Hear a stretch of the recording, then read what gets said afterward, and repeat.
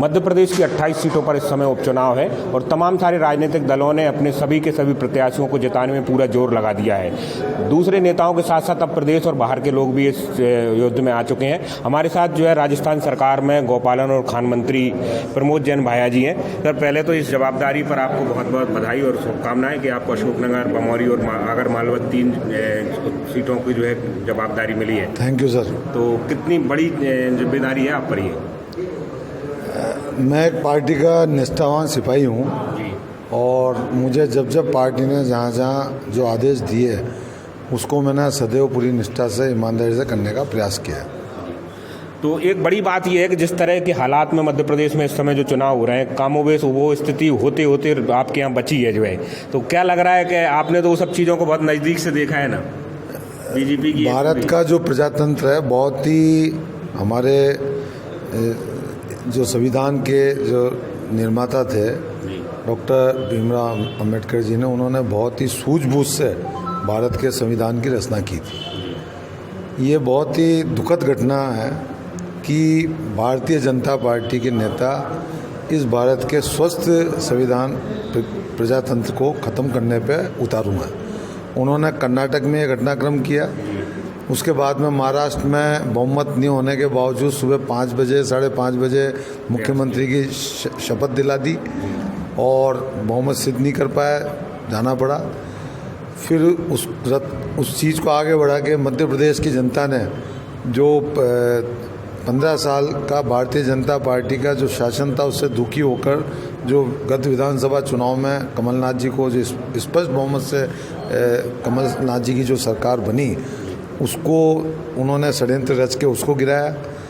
उसके बाद उस स्थिति में गिराया जब पूरा विश्व, पूरा देश, पूरा राज्य कोरोना महामारी से त्रस्त था।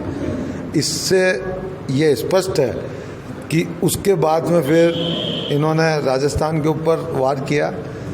ये हमारा सौभाग्य था कि हमारे वहाँ पर लोकप्रिय मुख्यमंत्री जी ने बहुत ही सूझबूझ से उस चीज़ को देखा और सबसे बड़ी बात ये रही कि जिस तरीके से यहाँ कई विधायक जिन्होंने अपना ज़मीर बेचा, जनता के साथ विश्वासघात किया, वो कम से कम हमारे यहाँ कोई विधायक ने नहीं किया। आपके यहाँ भी इसी तरह की चीज़ें हुई थी? ऑफर आए थे, आप लोग तो उस समय जो है विधायक रहे होंगे, तो आपके यहाँ तो बहुत सारी चीज़ें हुई होंगी।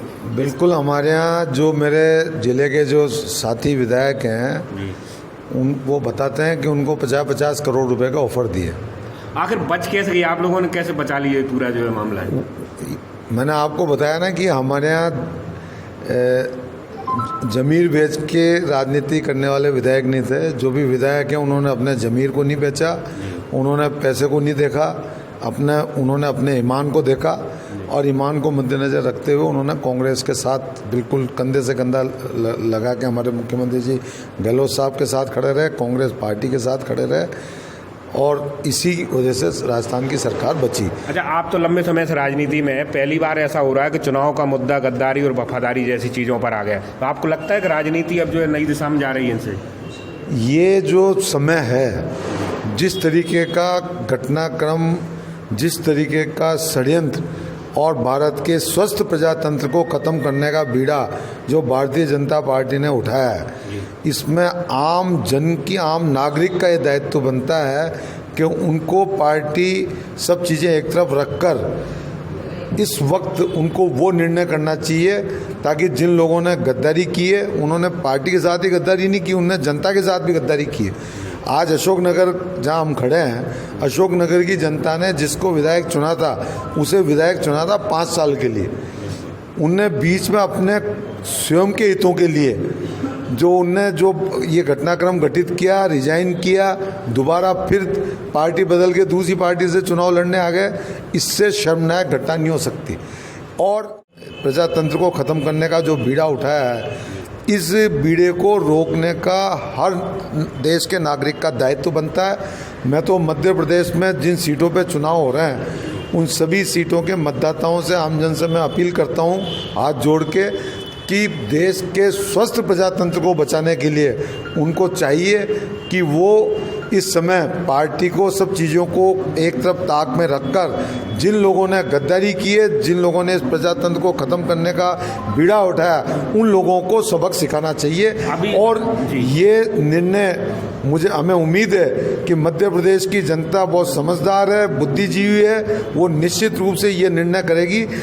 इस निर्णय पर उनको केवल जीतने वाले प्रतिनिधि ही धन्यवाद नहीं देंगे, उनको देश के आम जन उनको धन्यवाद देगा कि उन्होंने बहुत सूझबूझ से इस भारत के प्रजातंत्र को बचाने का बहुत मजबूती से निर्णय किया। अभी जो 3 सीटें आपको मिली हैं प्रभार के तौर पर, आप उनमें से अशोकनगर में है भी, आपको क्या माहौल समझ में आ रहा है, क्या आपका अनुभव रहा है? जो मैं आगर भी गया जी, वहाँ भी मैं कई लोगों से मिला, मैं बमोरी भी विधानसभा में गया, वहाँ भी कई लोगों से मिला, और मैं आज अशोकनगर में भी जो कई मेरी पार्टी से के भी जो कई लोगों से मेरी चर्चा हुई, उनकी भावना भी यही है कि साहब जिस तरीके से इन लोगों ने हमारे साथ धोखा किया है, हम निश्चित रूप से इनको सबक सिखाएंगे।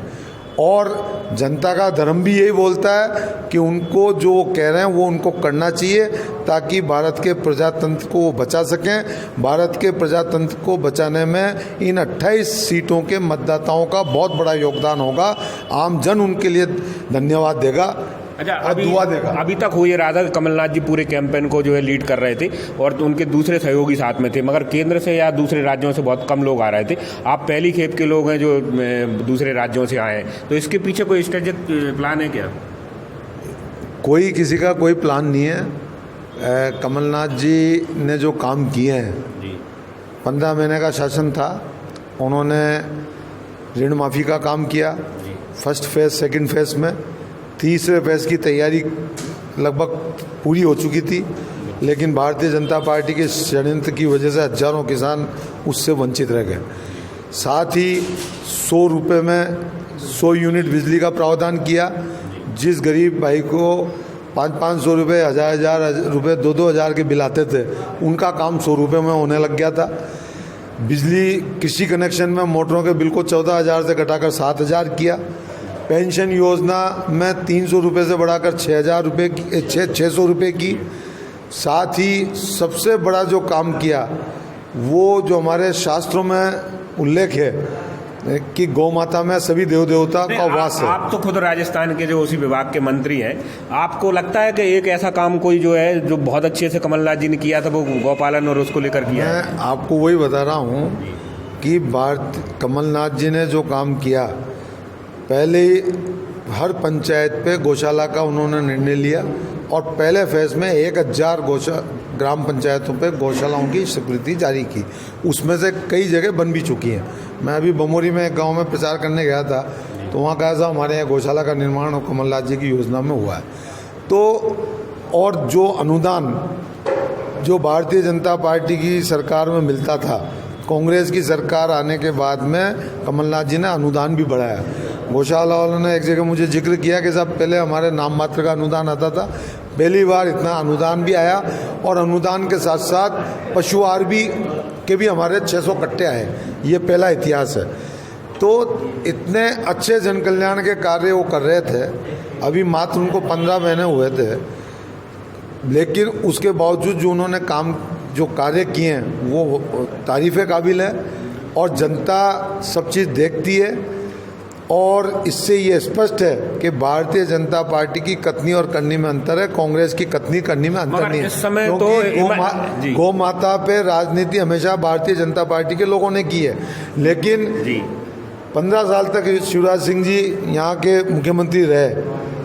अगर वास्तव में वो गो भगत होते तो ये योजना हर पंचायत में गौशाला की वो भी लागू कर सकते थे। राजस्थान में भी, राजस्थान के इतिहास में पहली बार अनुदान हमारे लोकप्रिय मुख्यमंत्री जी जब दूसरी बार मुख्यमंत्री थे तब उनने शुरू की। और जैसे अभी हमारी सरकार आई, भारतीय जनता पार्टी की बीच में सरकार रही, तो उन्होंने अनुदान को कम किया। हमारी सरकार आई, हमने वापस अनुदान को मुख्यमंत्री जी ने बढ़ाने का काम किया। जो छोटे पशुओं को 16 रुपये प्रतिदिन उसको बढ़ा के 20 रुपये किया, बड़े पशुओं को 32 रुपये था उसको बढ़ाकर 40 रुपये किया। हर पंचायत समिति में नंदी गौशाला खोलने का मुख्यमंत्री जी ने घोषणा की। तो कांग्रेस की और बीजेपी में ये अंतर है कि कांग्रेस कि कथनी और करनी में अंतर नहीं है। कांग्रेस एक ऐसी पार्टी है जो सभी जाति, सभी धर्मों, सभी समुदायों को साथ लेकर चलने का माजदा रखती है, और भारतीय जनता पार्टी केवल गौ माता के नाम पर, राम मंदिर के नाम पर राजनीति करती है। ये मगर अभी की जो स्थिति है, ये बिल्कुल नहीं, गौशाला की आप बात कर रहे हैं कमलनाथ जी कथनी करने की, मगर इस समय कमलनाथ घिरे हुए हैं। पूरी मध्य प्रदेश की बीजेपी ने उनको अमृता देवी पर जो बयान दिया है उसको लेकर घेर रखा है। लगता है पार्टी उसको लेकर कहीं ना कहीं पीछे है थोड़ा सा। ऐसा है जी कि उनका कहने का कोई गलत तात्पर्य नहीं था।